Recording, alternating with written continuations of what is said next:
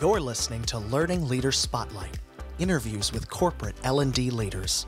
On each episode, we sit down with key industry experts to discover more about what's happening in the world of learning and development, from current trends and insights to the most valuable lessons learned along the way. Join us for a fresh perspective on all things training and the best direction forward. Welcome to Learning Leader Spotlight, where we interview the learning leaders of today to help the learning leaders of tomorrow. I'm Shania Marchand, your guest host, and I'm a relationship manager with Training Pros, the sponsor of this podcast. Training Pros is a learning and development contract staffing company. We like to say when you have more projects than people, let us help find the best consultant to start your project with confidence. I have a very special guest joining me today. She is a longtime client of Training Pros and an expert in learning and development, bringing over 20 years of experience with a deep focus on learning technologies. I'd like to introduce you to Terri Maske, Vice President of Client Education at Vyne Dental. Welcome, Terri. Thank you. I'm glad to be here, and thank you so much for inviting me. Absolutely. We are so happy you're here today. Would you mind taking a minute just to introduce yourself to our audience and share a little bit about who you are and what you do? Absolutely. Hello, everyone. I'm Terri Maske, a senior leader with a focus on customer experience, education, and enablement. I thrive on positively impacting organizations and building and scaling programs that empower customers, partners, and employees on the organization's software applications. I have tracked business results by growing net profits, reducing administrative costs, and improving customer experience and retaining customers. I love technology, and I've had the opportunity to work for multiple companies in 10+ industries and double-digit software products. In one company alone, it was at least 30 software products. And I've led teams with 9 different learning management systems and learning technology. Beyond technology, and in addition to driving revenue growth, improving the customer experience, etc., I focus on building and coaching high-performing teams that are remote and global teams, long before it was COVID cool. And I've created customer-centric solutions that deliver long-term value. I want to thank Training Pros very quickly because I've worked with them for almost 14 years and fully agree with Shania. I always received amazing contract talent and through your network. I am so excited to share my experiences with LMS implementations, improving customer engagement, reducing cost, and how the right approach can make a lasting impact.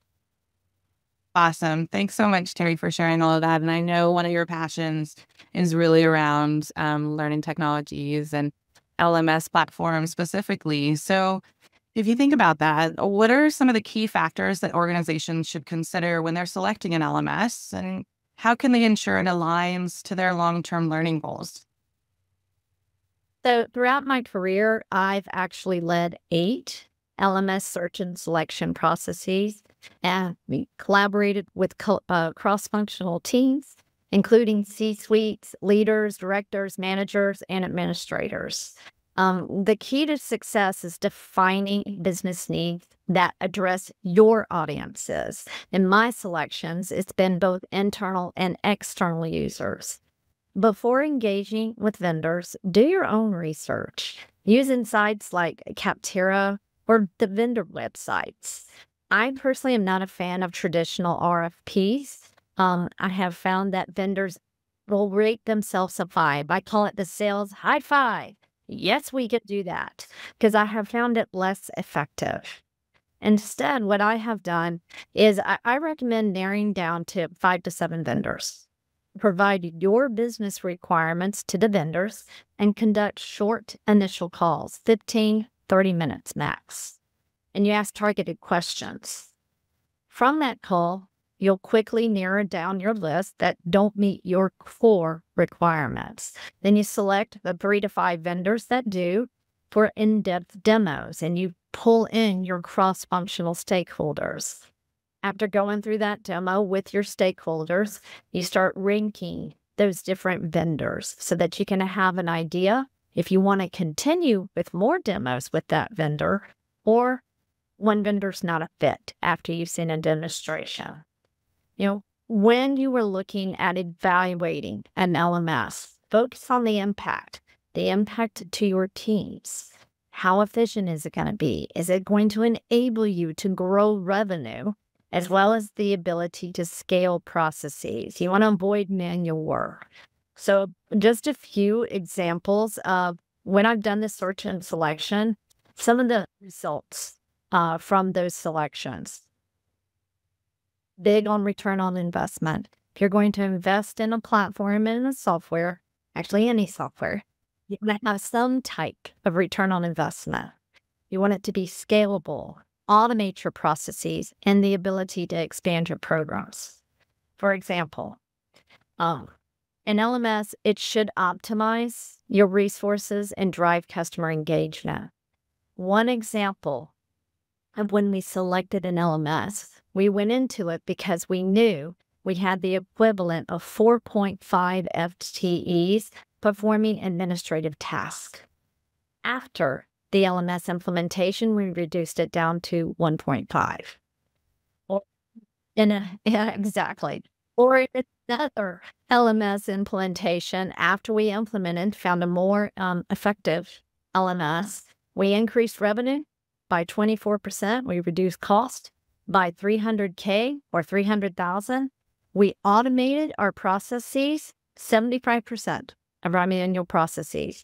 And in turn, when we did that, we were able to reduce administration time from 100% down to 30 to 40%. On the scalability, choose an LMS that allows you to grow. A platform that can support up to 15,000 may not enable you to grow to 30,000 users. So, for example, there was one platform we had where we were able to grow some of the learning completions. However, it kind of staggered out at about 18,000. We also had high manual processes. And that was the one where we were able to reduce our manual administrations from 100% down to 30 to 40%. But we also increased our learning completions from the 18,000 to 30,000. And another mess. Yeah, those are great results, Cindy. Exactly.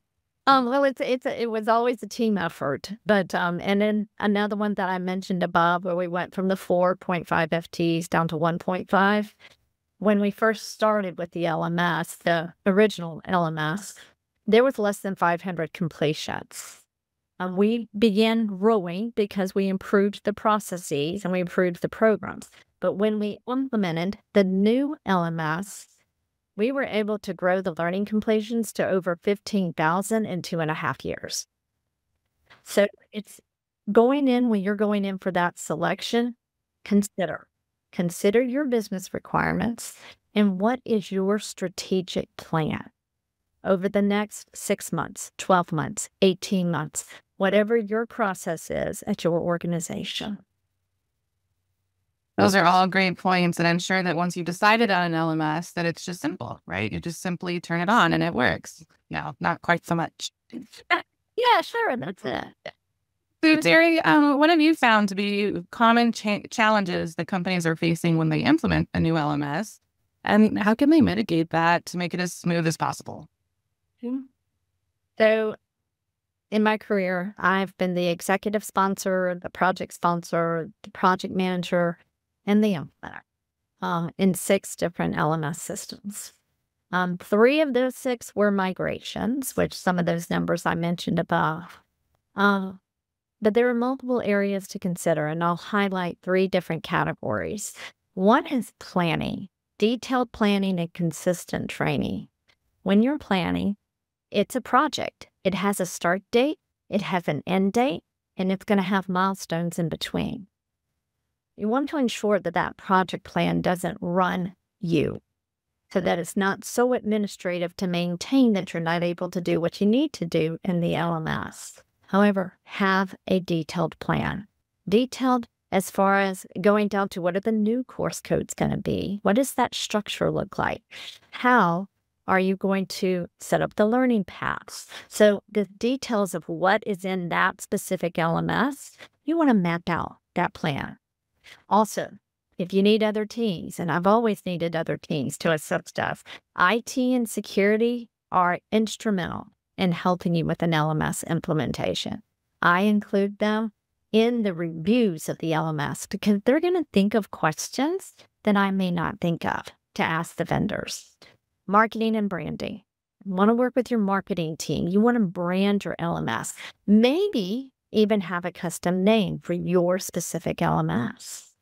And then you want to map all this out. Testing it thoroughly. Think through what your daily task, your weekly task, your monthly task, your reporting should be, and test it, and then test it again. Communication. Communication is the second area. It's extremely critical. However, there is a point of over-communicating, especially in today's world where we're on multiple meetings, we're in Slack, we're in emails all the time. If you over-communicate or send too much that's doesn't provide value, they're going to start ignoring those communications. So plan out your communications very thoughtfully, working with your marketing department because you're going to have internal and external communications if your audience is internal and external.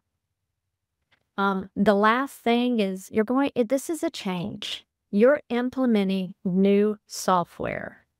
It's a change to your team.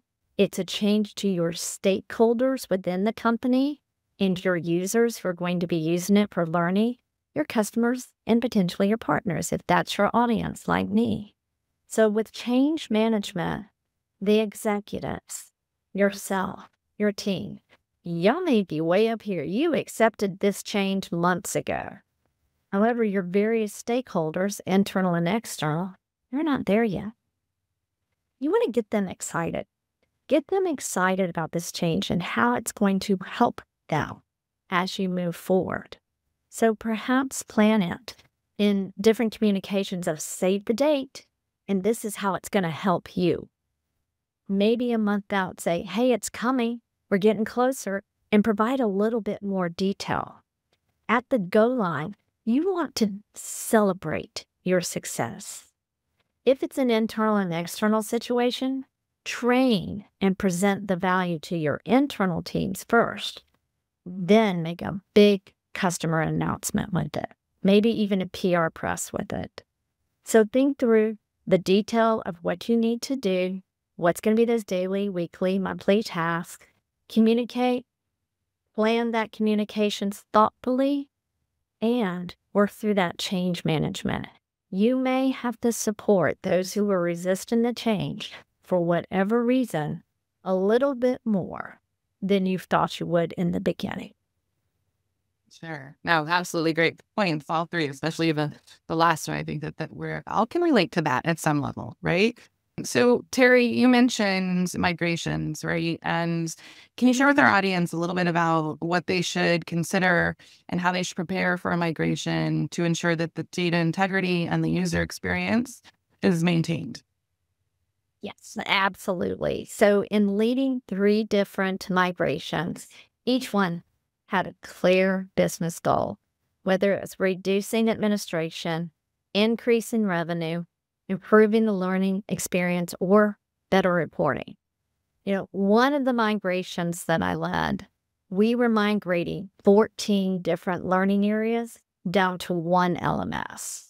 And we completed that migration successfully in right under 15 months. With that migration, we were reducing cost by removing outside vendors. We streamlined processes for 14 products. And then the other 2 migrations that I did, we implemented in just 4 months. It was a little bit easier migration because it was 1-to-1. However, those were some of the numbers that I talked about earlier. we were improving efficiencies. In one of the migrations, it was reducing the cost by $300K. We cut administrative workload from 100% down to the 30 or 40%. Or in the second migration, I mentioned the 4.5 FTE to 1.5 FTE. And we enhanced the learner experience in those scenarios.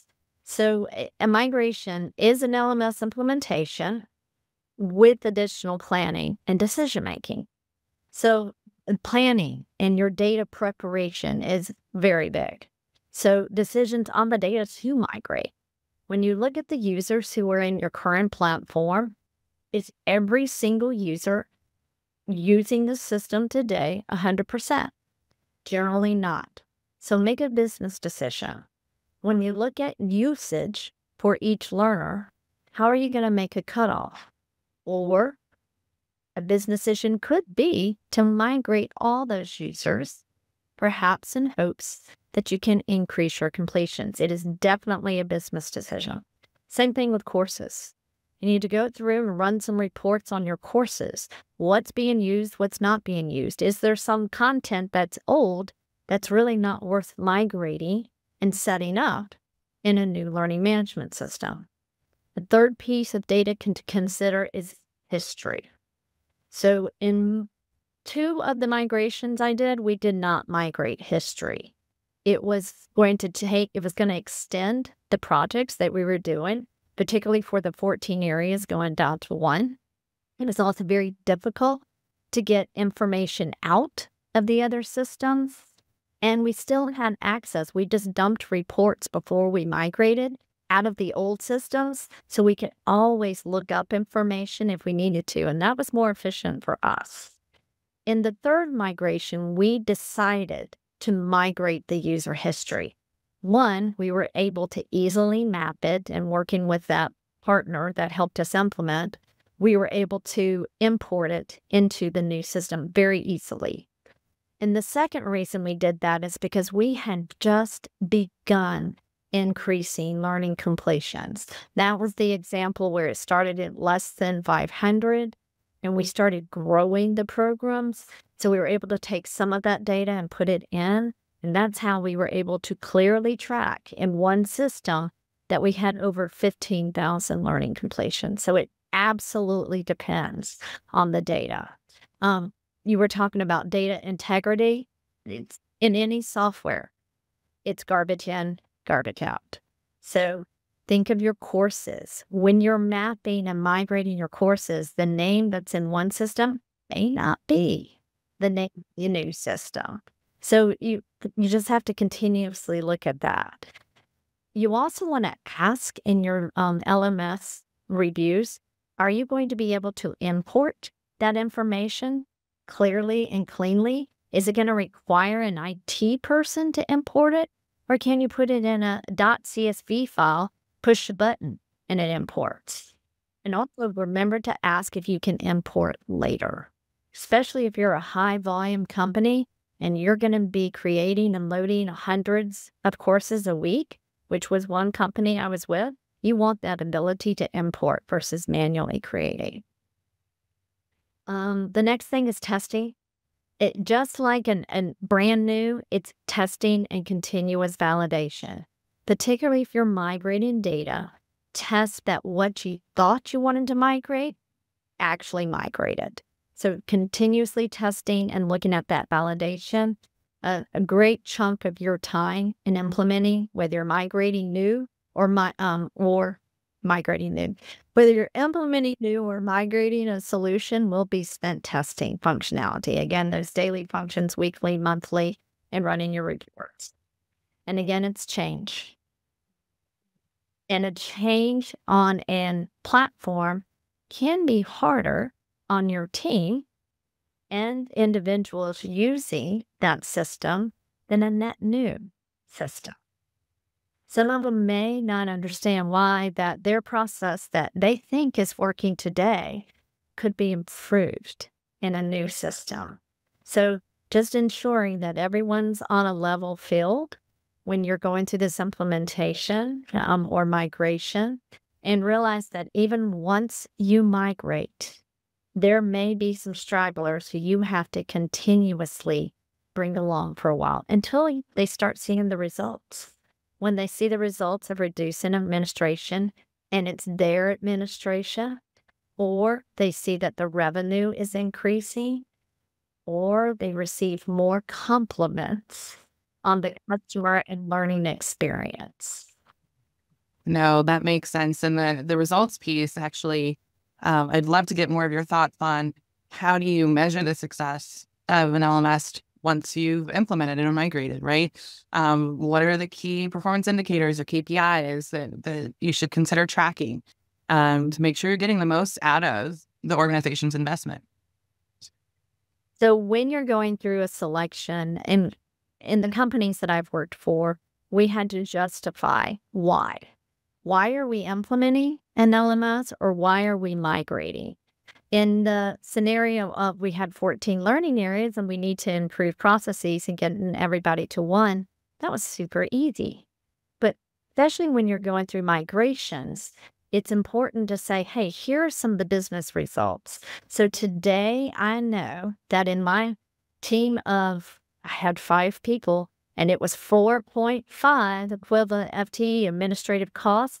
I could save time and add more classes to improve the customer experience. Talking to the president and my executive, they understood that. So you have to show numbers when you're selecting, but after the implementations, it's very important to go back and update them on, hey, remember it was 4.5? Now I've tracked and I'm able to tell you it's 1.5 FTE.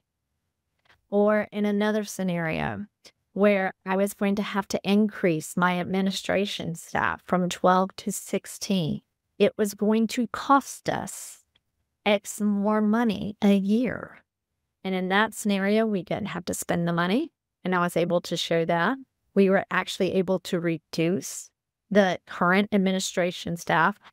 3 of them were contractors, and another one was able to move to another team that honestly was better for his skill set. And then so we reduced the cost of the operations component by $300K. And as we did that same administration staff, they used to be 100%. I was able to track and look at how much time they were spending building courses, importing courses, instead of having to build it manually. And so it was that 30 from 100% down to the 40%. So whatever you've done in the beginning to hopefully justify why you're selecting that LMS, go back and show those numbers to the executive team, to your manager, to your leaders, so everyone can see that. And then continuously run those reports and report out what your learning usage is, especially if it was less than 500 and you've grown to over 15,000. Make sure you report out how active users are. Customers, partners, employees, whoever your audiences are, how are they using the new LMS that you've implemented? And I'm not sure if it said this, but for revenue, make sure if you're seeing revenue growth, especially if you've implemented e-commerce in an LMS, and not every LMS system has an e-commerce functionality. And not every LMS, if they have e-commerce, is it very functional or easy to use. But when you have grown the revenue component, and you can show that revenue will cover the costs of the LMS, it's a no-brainer to allow it to keep going. And you can grow your programs by that too. I was just going to say, yeah, it's a no-brainer. Everybody pays attention when revenue increases, right? So, well, I have one last question for you, Terri, as it relates to LMS platforms, and it's really around customization. So how do you look at it? How do you balance customization versus out-of-the-box features when selecting or implementing an LMS? So I'll take it from an LMS, but I'll also step back and take it from software in general. At first, having worked for multiple software companies, back when it was on-premise software, like you had to install a server and then you installed the software, definitely saw a lot of customization because you were able to. You owned it. So you were able to make it work for your business. And now that we're SaaS, we're cloud, there's generally, and this goes for LMS systems to a point, there's generally not as much customization that's needed. What you're more configuring is data. So you have to set up your users. You need to set up your customers. You need to enable your data points. Like, for example, for an LMS system, you're setting up and configuring your users. You're telling them about the security rights they have. You're setting up courses, learning paths, certifications. You're looking at your reports and setting those up. For the most part, you may not be customizing. However, you may be tailoring it to your business processes. For example, a field name. A field name there may be the way that it's worded, it just doesn't work for you. So for example, when we implemented subscriptions, it was called just a subscription, but we had multiple types of subscriptions. So we were able to distinguish what the subscription was. So we could set up multiple subscriptions, and we could call it a customer subscription, or a specific product subscription is a better example, because that specific company had multiple products. So you could say product name, subscription, and then you were able to set up and configure it in that way. The one thing you want to be careful of when you change a field name, make sure the report, when you go to set up the report, uses the new field name versus you change a field name and it's going to stay the old one. Then it's hard to pull your reports. So that's more of what I've seen in the implementations is if it's a SaaS product, then you're going to be able to tailor that product to your needs. The last caution I would say is when you're using that functionality, if you are having to, I'll use the example of if you're having to use the certification function to clearly show your learning paths, because there's not learning path functionality or the learning paths are not ideal in how it's set up, then you may end up seeing that over time, that platform may not be for you. So, because it's too much work. It's too much work to get it in. So, always measure how long does it take to get your users into the system? How much usage are your users? How much learning are they completing?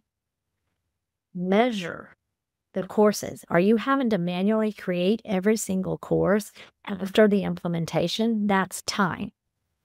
Or can you import? Can you import your learning paths? When you go to report, are you able to create a report? Or are you only able to have static reports? When you look at those reports, is the data what you're expecting? And here's what I mean. There was one LMS that we used that the term completion meant something different on different reports. And so your data was skewed. It didn't look correct. And so it was very difficult to build a report because they used completion in different ways. And so it honestly didn't make sense. So those are just some of the things to remember. Leverage SaaS flexibility, but be mindful of how you're using it. And then if there are still some on-premise solutions, if you want to continue those upgrades on an on-premise solution, then minimize your customizations. Otherwise, upgrading and getting to the latest, removing those bugs is very difficult to do. With a SaaS implementation, that's why you continuously test for your daily, weekly, monthly, because you're going to upgrade. And in most SaaS solutions, they tell you the date and it will happen. So just be prepared for it. So true. Yeah. And, Terri, thank you so much for sharing all of that in relation to LMS implementations, migrations, things to consider. I know I learned something today, so I guarantee that our audience did as well. And so for any of you who are looking at and considering LMS technologies and implementations, hopefully you were able to glean something from this as well. So thank you for sharing that with our leaders today. So speaking of leaders, Terri, one final question before I let you go. I'd love for you to share your perspective on the skills that you think leaders need to thrive. Maybe just one or two skills that you found that you need to be successful as a leader. Yeah. So one of the first skills is listening. And so when I first started managing remotely, it was in 2006, before we had cameras on laptops. In fact, I may have even had a desktop still, but there were no cameras. And I had a team that was remote. It was 7 companies coming together for the first time. And so it was difficult. They didn't know each other and they didn't know me. But when I started listening and I listened to their tones, I started learning their natural tone. When that tone changed, I knew something was wrong. I could also watch their communication style. If normally they didn't speak up much in meetings and we talked about it in one-on-ones, that person was good. Or if that person normally talked a lot in meetings, all of a sudden stopped, I knew something was up. So that was just listening in meetings. And that can help with stakeholder management as well. And then the other thing, and it's probably one of my favorites, is I have learned just as much from my team that they've probably learned from me. Although they always say I've coached them and they've learned and yes, they were promoted, etc. But it is so important to learn because you can pick up little things. Creating training programs. I've learned unique ways to do things that made it more efficient. So listening to their ideas, we would have team meetings, and actually every company, team meetings so that we can learn from each other. One would present, one would manage the team. And it was just a different way perhaps of doing things, but those are the 2 skills that I see have helped me be a successful leader is listening. How listening to their communication style and how they come to conclusions and work through change, and then learning from that. Yeah, no, absolutely. I think what I heard from you is active listening and active learning from both, right? So I think it's a very purposeful skill and learned behavior. And I think you're spot on. I think great leaders do those 2 things for sure. Well, Terri, it's been such a pleasure having you on our show today. Thank you so much. Thank you. I appreciate it. Of course. And, I want to express our thanks and a small token. Training Pros is going to plant 5 trees in your name. Yeah. So we as a company, our charity is World Reforestation. And so we've planted over 3,500 trees to date around the world. And so we will have 5 planted in your name. Just our way of letting you know how much we appreciate you joining us on Learning Leader Spotlight. Thank you so much, Terri. Truly appreciate your time. Have a great week. All right. Take care. Thanks. Bye. Bye. Thanks for joining us for the latest episode of Learning Leader Spotlight, interviews with corporate L&D leaders. You'll find links in the show notes to any resources mentioned on today's show. If you're enjoying our podcast, please subscribe so you never miss an episode and leave us a 5-star review.